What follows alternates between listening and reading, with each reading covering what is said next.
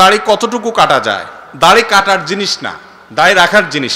নবী করিম সাল্লাল্লাহু আলাইহি সাল্লাম বলেছেন আফুল লোহা, তোমরা দাড়িকে ছেড়ে দাও, আর খুল্লুহা, দাড়িকে ছেড়ে দাও, দাড়িকে ছেড়ে দিতে বলেছেন। তবে আব্দুল্লাহ ইবনে ওমর রাদিয়াল্লাহু তাআলা আনহু থেকে যথাসম্ভব বুখারীতে আর অন্যান্য সাহাবা একরাম থেকে বর্ণিত আছে, সম্ভবত আবু রাদিয়াল্লাহু তাআলা থেকে বর্ণিত আছে যে তারা দাড়ি এক মুষ্টি ধরার পর অতিরিক্ত অংশ কেটেছেন।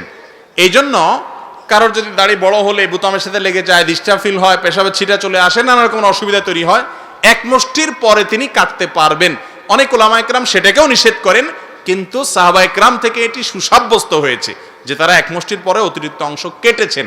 যদি কেউ চায়, অসুবিধা ফিল করে, এটা কাটতে পারে, কিন্তু যদি কেউ রেখে দেয়, লম্বা করে, আলহামদুলিল্লাহ, খুবই ভালো। তবে তার চাইতে ছোট রাখার সুযোগ নেই। অনেকে বলে দাড়ি এতটুকু রাখলে চলে, যে পুরুষ না মহিলা এটা বোঝা গেলেই চলবে। আজীব এক মাসআলা, পুরুষ না মহিলা বোঝার জন্য দাড়ি দিয়ে আপনি বুঝাবেন? এরকম কোন মাসআলা গ্রহণযোগ্য কোন ইমাম থেকে আসেনি। কোরআন হাদিসে এরকম কোন কথার অনুমোদন দেয়নি। তবে হ্যাঁ, আমার যে সমস্ত ভাইয়েরা একটু খোঁচা খোঁচা দাড়ি রাখছেন, তাদেরকে আপনি খোঁচায় খোঁচায় সেটাও চাইসা দিয়েন না, উৎসাহ দেন যে নাই মামার চাইতে কানা মামা হলে একসময় ইনশাল্লাহ ভালো মামা হবে। কথা কি বুঝাতে পারছি?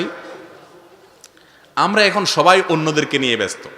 কার দাড়ি ছোট কাটছে, কে দাড়ি কাটছে, কে ছোট করছে, এর গোষ্ঠী উদ্ধার করতেছে। কিয়ামতের মধ্যে আল্লাহ জিজ্ঞাসা করবে যে অমুক মিয়া দাড়ি ছোট করছে কেন? তুমি জবাব দাও। আল্লাহ বলবে নিজের চরকায় তেল দিয়ে পারি না, আরেকজন কি করছে, আমার দরকারটা কি? আল্লাহ তাআলা আমাদেরকে হেদায়েত দান করুন।